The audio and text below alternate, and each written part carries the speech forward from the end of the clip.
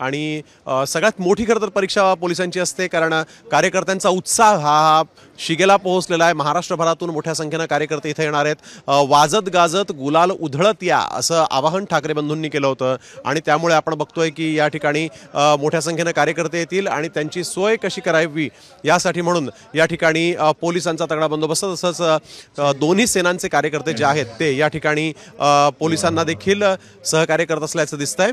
ही सगळी दृश्य पाहिल्यानंतर आज काय पद्धतीचं राज्याचं राजकीय वातावरण राहील याचा अंदाज लावता येऊ शकतो, कारण मोठ्या संख्येनं कार्यकर्ते जे आहेत ते आता वरळी डोमच्या या परिसरात यायला सुरुवात झालेली आहे। पोलिसांचा देखील तगडा बंदोबस्त इथं असल्याचं दिसतंय आणि पोलिसांसोबतच मनसे आणि ठाकरे सेनेचे जे कार्यकर्ते पदाधिकारी जे आहेत ते देखील सध्या या ठिकाणी या संपूर्ण परिस्थितीवर लक्ष ठेवून आहेत। या सगळ्या बैठकीचा या सगळ्या मेळाव्याचा आढावा यावेळेस वेळोवेळी घेण्यात आलेला होता।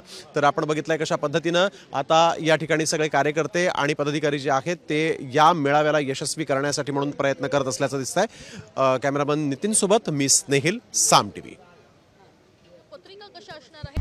आता isakal.com आहे देशातील नंबर 1 ची मराठी न्यूज वेबसाईट। प्रत्येक अपडेटसाठी isakal.com ला नक्की भेट द्या।